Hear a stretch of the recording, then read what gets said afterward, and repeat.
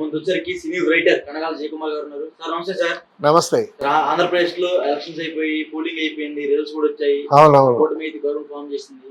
So ముఖ్యంగా అంటే చాలా చాలా రోజుల తర్వాత చెప్పుకోవచ్చు, ముఖ్యంగా 10 ఏళ్ల తర్వాత మరలా ఇప్పుడు ఆంధ్ర రాష్ట్రానికి అయితే కేంద్ర మంత్రులు వచ్చే అవకాశాలు ఎక్కువ కనిపిస్తున్నాయి. ఎవరికి ఎక్కువగా కేంద్ర మంత్రులు వచ్చే అవకాశాలు ఎక్కువ కనిపిస్తున్నాయి అంటే ముఖ్యంగా తెలంగాణలో చాలా మంది బీజేపీ ఎంపీ ఇప్పుడు ఈవినింగ్ 7 o'clock మంత్రివర్గం ప్రమాణ స్వీకార ఉత్సవం రెడీ అయిపోయింది ఢిల్లీలో ఇవాళ. తర్వాత ఆల్రెడీ మంత్రులు కావాల్సిన వాళ్ళందరికీ ఇన్ఫర్మేషన్లు వచ్చాయి, వాళ్ళందరూ వచ్చి కలిశారు. ఇప్పుడు ఆంధ్రాకి ఎక్కువగా పెమ్మసాని చంద్రశేఖర్ గుంటూరు ఎంపీ, అతను ఫస్ట్ టైం వచ్చాడు, ఫస్ట్ టైం ఎంపీగా గెలిచాడు. అతనికి కేంద్ర మంత్రి వర్గంలో సీటు సంపాదించుకున్నాడు. సహాయ మంత్రి ఇస్తారు, క్యాబినెట్ ఇస్తారు, అది ఆయన ఇష్టం. ఆయనకి రాజకీయ అనుభవం అసలు లేదు, ఇస్తే సహాయ మంత్రిగానే ఇవ్వచ్చు అనుకుంటున్నాను నేను. అయితే శ్రీకాకుళం నుంచి ఉత్తరాంధ్ర నుంచి కింజరాపు రామ్మోహన్ నాయుడు, అది ఎక్స్పెక్టెడ్.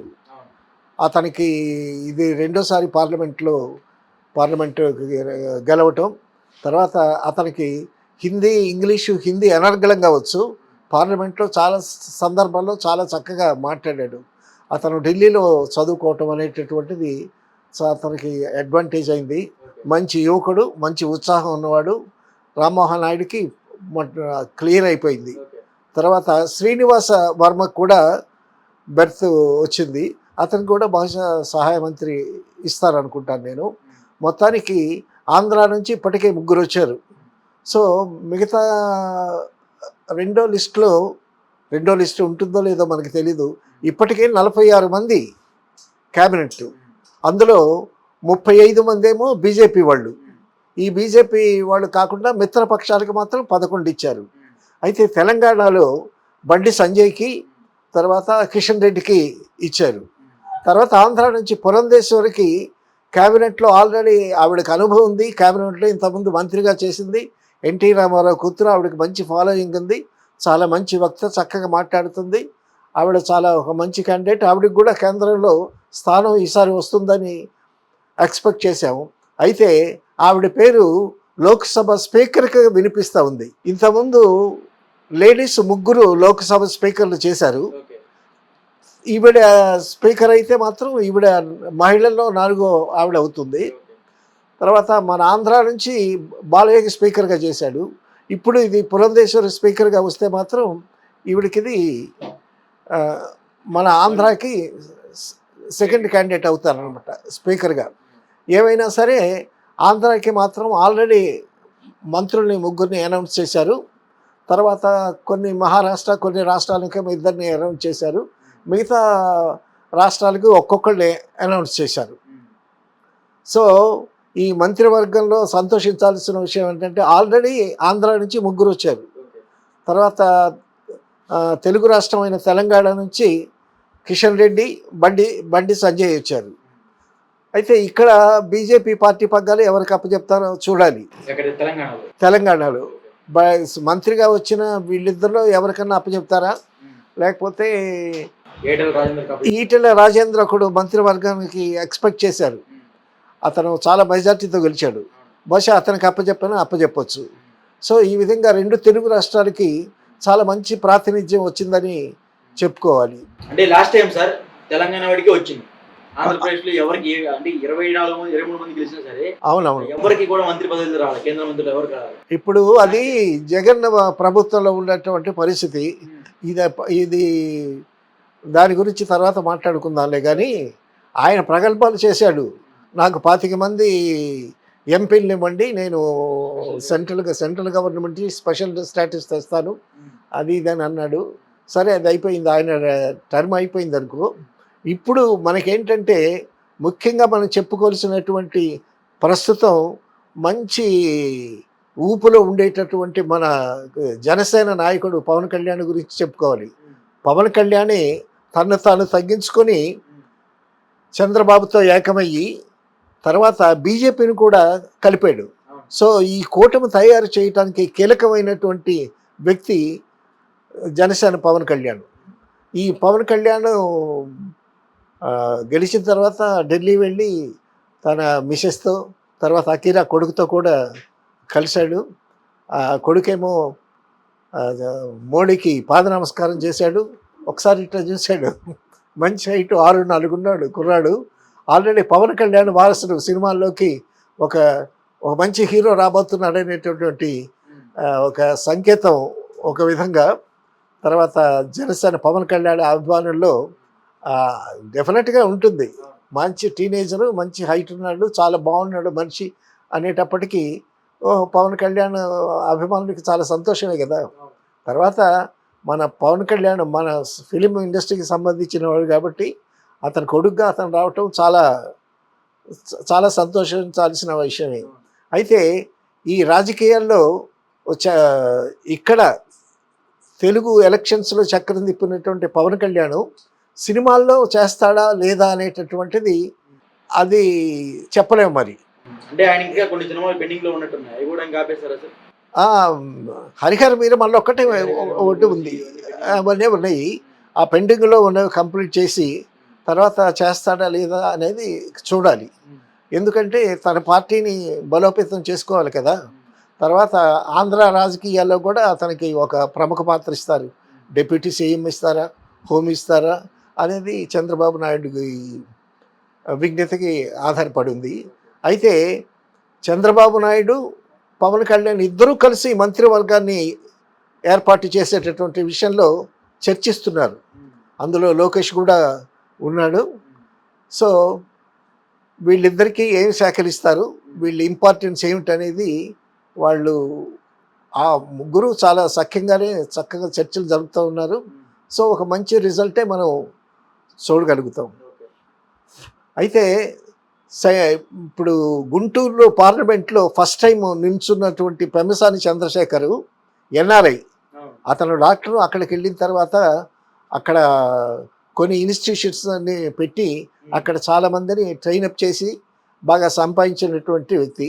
ఫస్ట్ టైం వచ్చాడు, విడుదల రజన మీద గెలిచాడు.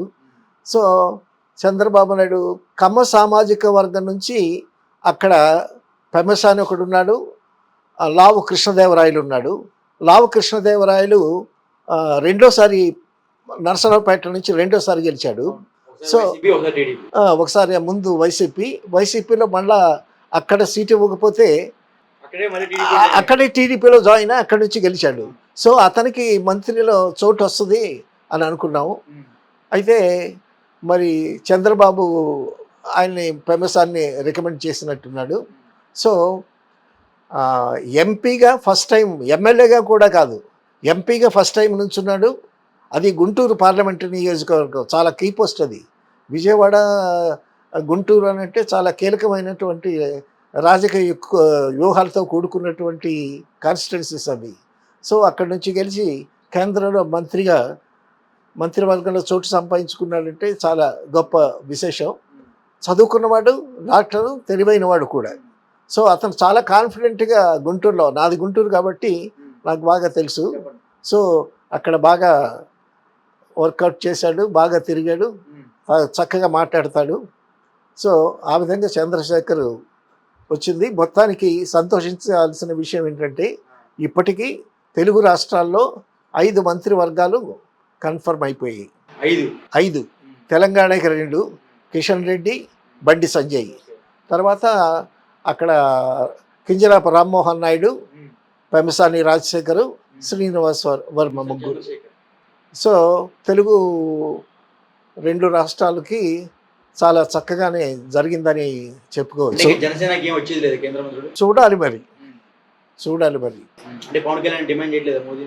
ప్రపోజల్స్ పెడతారు అంటే మోడీ దగ్గర ప్రపోజల్ పెట్టేంత ఆ చనువు అదంతా ఇంకా ఇప్పుడు పవన్ కళ్యాణ్కి కూడా ఢిల్లీ ఒక విధంగా కొత్త కదా. పవన్ కళ్యాణ్ అంటే గెలిచి ఇక్కడికి రావటం అనేది కొత్త కదా. చంద్రబాబు నాయుడు అంటే రాజకీయంలో తేరాడు, మోడీతో సంప్రదింపులు విచ్చలవిడిగా ఫ్రీగా మాట్లాడగలడు. పవన్ కళ్యాణ్ అంతా ఫ్రీగా మాట్లాడలేడు కదా. తర్వాత పవన్ కళ్యాణ్ తన హద్దుల్లో ఉంటాడు. తను ఏమిటో, తన బలాలు ఏంటో తెలుసుకుని జాగ్రత్తగా ఉంటాడు, జాగ్రత్తగా ఆచితూచి అడుగేస్తాడు. అందుకే 21 సీట్లకు ఒప్పుకొని తెలుగుదేశంతో కొల్యూడయ్యి ఆ బీజేపీని కూడా కలుపుకొని మన బలం చాలదు, డెఫినెట్గా ఉన్న ప్రభుత్వాన్ని జగన్ని ఓడించాలనేటువంటి వ్యూహంతో పట్టుదలతో ఒక కూటమిని ఏర్పాటు చేయడానికి కీలకమైనటువంటి వ్యక్తి తనే కదా.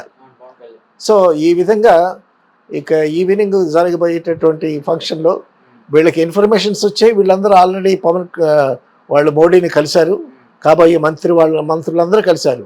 ఈ విధంగా జరిగింది. మనం సంతోషించాల్సిన విషయం ఏంటంటే 2 తెలుగు రాష్ట్రాలకి ఒక 5 మంత్రివర్గాలు ఆల్రెడీ ఇప్పటికొచ్చాయి. సో అది ఢిల్లీ వరకు. పోతే మనకి రామోజీరావు గారు పరమతించినటువంటి చాలా విచారమైనటువంటి ఘట్టం. ఆయన తెలుగు నేలకి చాలా చేశాడు. సో తెల్లవారుజాము పేపర్ రావాలి అనేటటువంటి కాన్సెప్ట్ ఆయన తీసుకొచ్చాడు. జర్నలిజంలో చాలా అద్భుతమైనటువంటి రెవల్యూషనరీ మార్పులు తీసుకొచ్చాడు. జర్నలిజం స్కూల్ పెట్టాడు. తర్వాత సినిమా చాలా చాలా అద్భుతాలు చేశాడు ఆయన. సో అటువంటి వ్యక్తి పారిదవ దేహాన్ని చంద్రబాబు నాయుడు కూడా పాడిమోశాడు. చాలామంది వచ్చి వాళ్ళ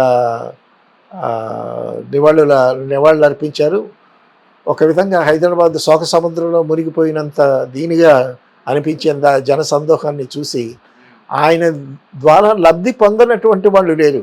ఇటు సినిమా పరంగా కానీ, జర్నలిజంలో కానీ, ఫిల్మ్ సిటీలో కానీ, ఇక్కడ పచ్చళ్ళ నుంచి పరిశ్రమలో ఎదిగినటువంటి చాలా గొప్ప వ్యక్తి. 88 సంవత్సరాలు అకుటిత శ్రమ చేశాడు. ఎంతోమందికి ఉపాధి కల్పించాడు. ప్రపంచం గర్వించదగ్గ ఫిల్మ్ సిటీ తయారు చేశాడు. సో అన్ని శాఖల్లో చాలా గొప్ప రిజల్ట్స్ తీసుకొచ్చినటువంటి వ్యక్తి, ఎందరికో స్ఫూర్తి. తర్వాత ఎన్టీ రామారావు రాజకీయంగా కష్టాల్లో ఉన్నప్పుడు ఆదుకున్నాడు. అలాగే మొన్న చంద్రబాబు గెలుపు కారణాల్లో అతనికి కూడా ఆదుకొని పత్రికా ముఖంగా ఎంతో రాసి చేశాడు రామోజీరావు గారు. సో ఒక తెలుగు దిగ్గజం వెళ్ళిపోయింది. ఉండవల్లి అరుణ్ కుమార్ గారికి ఆయనకి మాట్లాడడానికి టాపిక్ కూడా లేకుండా వెళ్ళిపోయాడు ఆయన. ఉండవల్లి అరుణ్ కుమార్ ఆయన స్ట్రాటజీ ఆయనది. ఏదో జరిగినటువంటి అన్యాయాన్ని వెలికి తీద్దామనేటటువంటి ఉద్దేశం. రామోజీరావు గారి మీద నాకు వ్యక్తిగత దోషంలో అభిప్రాయం లేవు అని అన్నాడు అనుకోండి.